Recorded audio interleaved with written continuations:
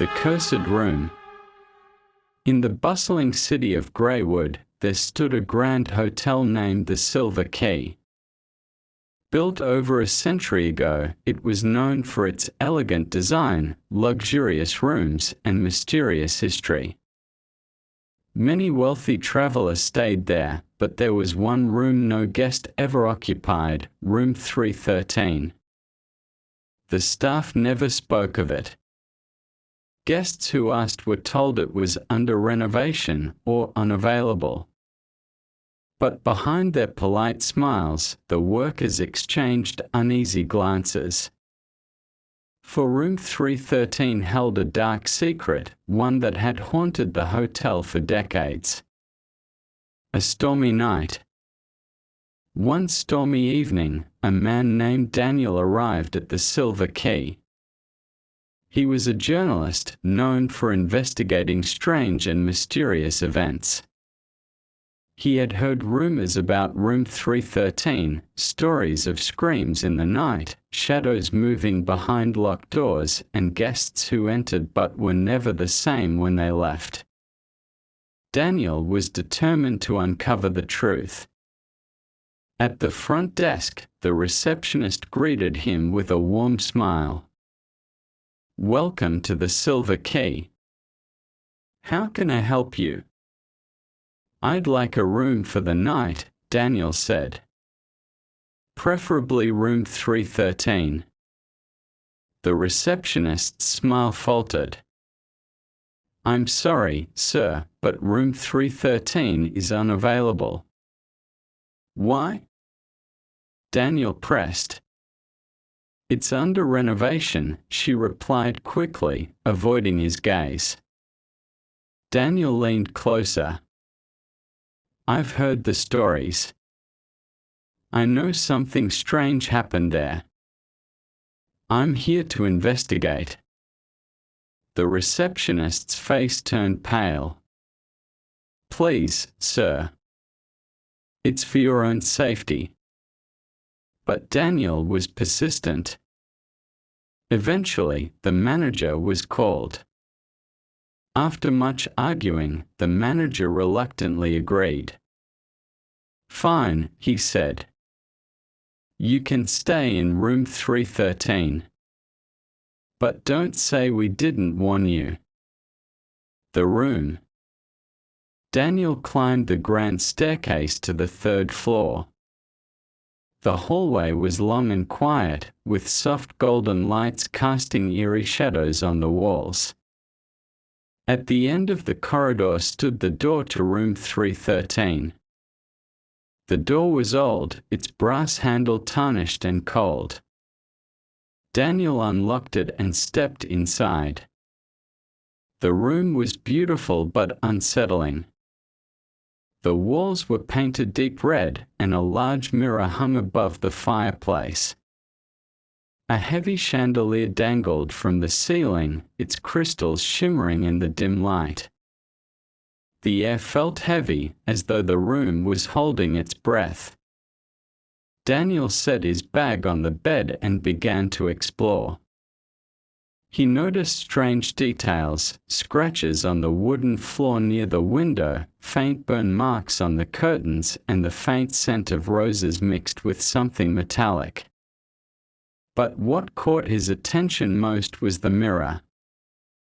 It seemed older than the rest of the room, its frame carved with intricate symbols he didn't recognize. As he stared at his reflection, he thought he saw something move behind him. He spun around. The room was empty. The first night. Determined to capture evidence of the room's supposed curse, Daniel set up his equipment, a camera, a voice recorder, and a notebook. He recorded every sound and movement, hoping to uncover the truth. At first, nothing happened. The storm outside raged, and the wind howled, but the room remained silent. Daniel began to think the stories were just that, stories. But then, at midnight, things changed.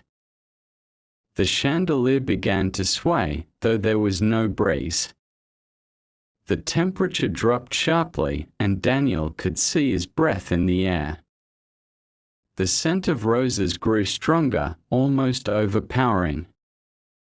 Suddenly, the voice recorder crackled to life. A faint whisper echoed through the room. "Leave." Daniel's heart raced.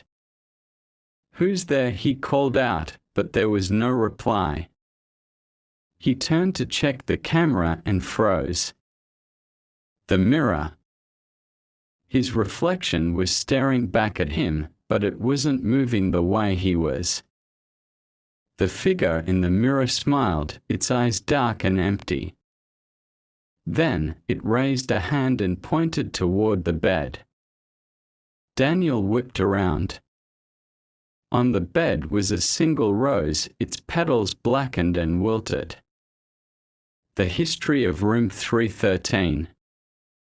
The next morning, Daniel went to the library to research the hotel's history.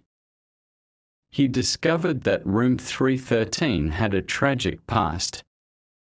In 1905, the hotel's original owner, a wealthy businessman named Edward Blackwood, stayed in room 313 with his wife, Lillian. They were celebrating their anniversary, but their happiness was short-lived. The staff heard a terrible argument late that night, followed by a scream. When they entered the room the next morning, they found Edward dead, his throat slit. Lillian was never found. Some believed she had been murdered, while others claimed she had run away. After that, strange things began happening in room 313. Guests reported hearing footsteps, whispers, and crying in the night. Some claimed to see a woman's shadow in the mirror, while others felt an invisible hand pushing them. Over the years, the room was closed to the public, but the stories never stopped. The second night. Determined to find answers, Daniel returned to room 313 that evening. This time, he was ready. He set up additional cameras and placed salt around the mirror, following advice he had read about protecting against spirits. At midnight, the activity began again. The chandelier swung wildly, and the scent of roses filled the air. The voice recorder captured faint whispers. "Help me, find me." Daniel stared at the mirror, waiting for the figure to appear. This time, the reflection wasn't just watching, it was moving toward him. The figure's hand pressed against the glass, and cracks began to spread across the mirror's surface. Suddenly, Daniel felt a cold hand grip his shoulder. He spun around, but no one was there. "Who are you?" he demanded. The whispers grew louder. "Find me." The truth. The next morning, Daniel visited an old historian who specialized in local legends. The man told him that Lillian's body had never been recovered, but there were rumors that Edward had hidden it somewhere in the hotel. He was obsessed with that mirror, the historian said.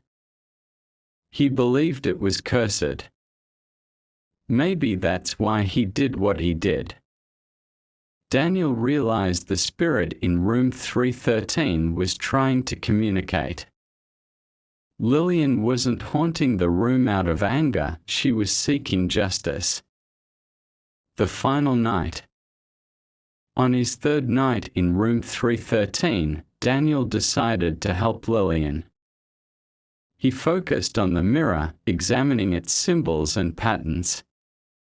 Using a blacklight, he discovered faint writing carved into the frame.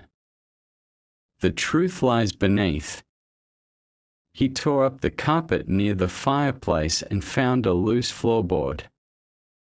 Beneath it was a small, locked box. Inside was a blood-stained letter from Edward. In it, he confessed to killing Lillian in a fit of jealousy and hiding her body behind the wall near the mirror. As Daniel read the letter aloud, the room grew still. The mirror cracked completely, shattering into pieces. For a moment, he saw Lillian's face reflected in the shards. She smiled, and then she was gone. The aftermath. The next morning, Daniel gave the letter to the police. Workers removed the wall behind the mirror and found Lillian's remains. She was finally laid to rest, and room 313 fell silent. The silver key reopened the room, and no more strange events were reported. But Daniel always wondered if the curse was truly broken, or if some part of Lillian's spirit remained, watching over the room that had held her secret for so long. And for years to come, guests whispered about the journalist who dared to stay in room 313 and uncovered the truth behind the cursed room of the silver key.